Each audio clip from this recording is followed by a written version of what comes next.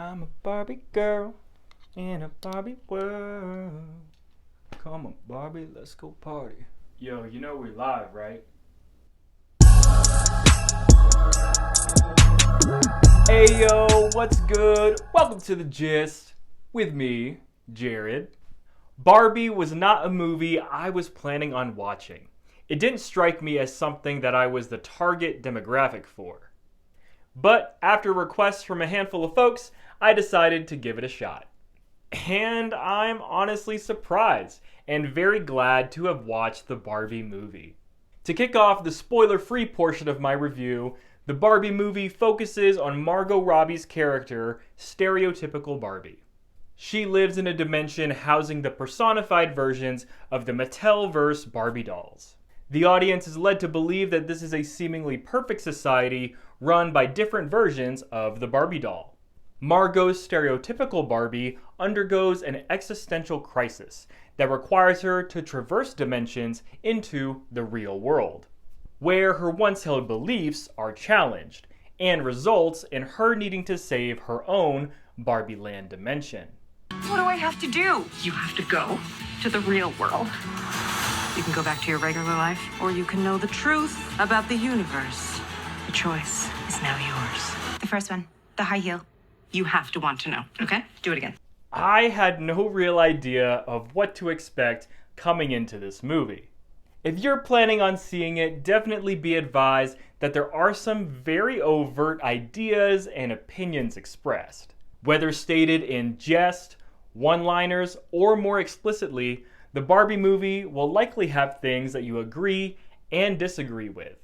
To put it a bit more clearly, the opening monologue brings up feminism.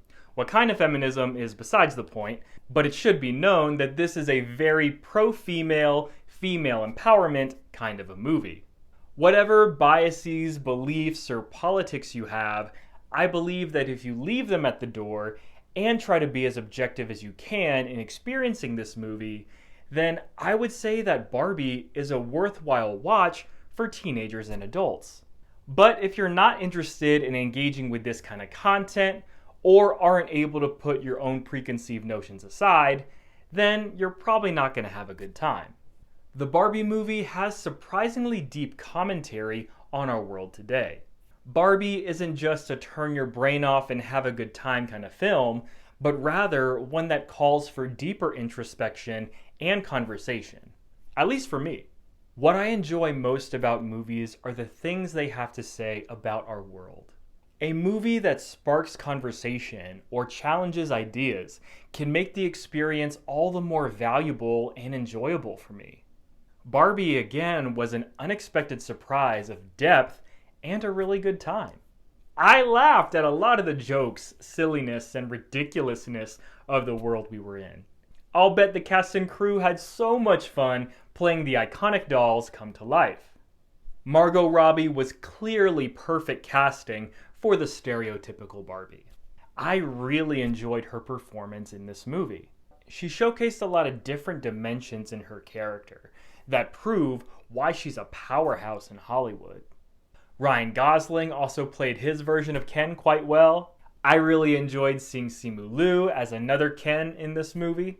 Oh, and America Ferrera has a good bit of dialogue that is powerful and one of the most compelling parts of the movie. Now, if you try to imagine what a Barbie world would look like, this movie absolutely nailed it with the Barbie Land dimension. I really enjoyed the score and the soundtrack. The dance numbers were also good and shot very well. These aspects felt very fitting to what the story was getting at. Despite how much I enjoyed the Barbie movie, there are some things that I'd like to touch on that didn't quite work for me. But to do that, we're going to talk some spoilers, so you've been warned. When it comes to my biggest gripe with the movie, I think it's best summed up with one word: nuance. It was awesome and great to see the different kinds of Barbies highlighted and showcased throughout the film. There was quite a bit of nuance and variety when it came to the title characters of Barbie. And yet, looking to the male characters, a lot of them seemed pretty one-dimensional to me. Insecure idiots. It's one thing to have Ryan Gosling's Ken be the codependent, inherently flawed male, seeking attention and validation from a partner that doesn't share romantic interests with him. That was fine with me.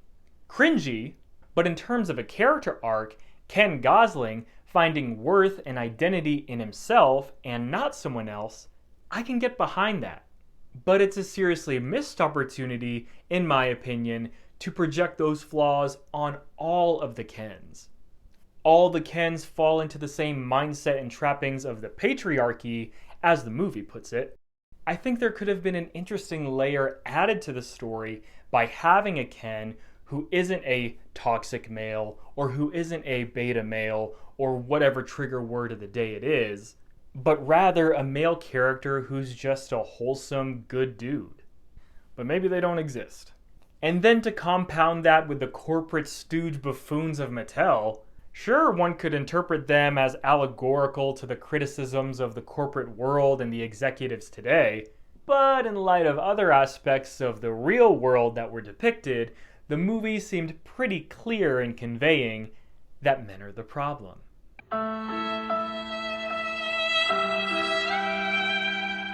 But more specifically, the worst stereotype of a man. This is the real world. What's going on? Why are these men looking at me? Yeah, they're also staring at me. There were quite a few times where this movie was heavy-handed and pointed with its messaging, this included. You know, for a movie that has a key plot point of the problems with stereotypes, it was disheartening to have such a contrast between the nuanced portrayals of the female characters and the shallow depictions of their male counterparts. Our world is riddled with division on every and any topic. It is absolutely great to have a movie that empowers females in the creative and comedic ways that Barbie did. But I question if it's necessary to belittle males in the same movie. Is this the kind of society we want to perpetuate? Is it not possible to have content that includes compelling and layered characters from all different creeds? Okay, that's enough of my philosophical and ideological posturing. Again, this movie is very clear about being pro-female. So maybe for you this was fine. I, again, just think that nuance in characters across the board could have made for an even more interesting movie. Other spoilery things I'd like to mention. I really like that Margot Barbie didn't have a romantic interest in Ken Gosling. They didn't fall in love. By the end of the film, they were two independent characters content on doing their own thing. I love the journey Margot's character went on. Despite the best intentions of stereotypical Barbie, there were consequences in the real world that she wasn't privy to. Her existential dread was something I could sympathize and empathize with. Her character arc is a definite strength of the film. She's an independent woman who don't need no man. One final nitpick I'll bring up. It seemed forced to me to have the teenage girl Sasha convince her mom to rescue Margot Barbie. I didn't really buy her change of heart in the third act. I thought it was odd that America Ferrera's character wasn't as steadfast in wanting to help Margot Barbie even though they had the stronger connection. And that's the gist to my spoiler-free and spoiler-filled review of Barbie. What did you think of this billion-dollar movie? How did you feel about the implicit and explicit messaging of the film? Was I off in my interpretation? Hit me up. Let me know your thoughts in the comments down below. I'll catch you next time on The Gist.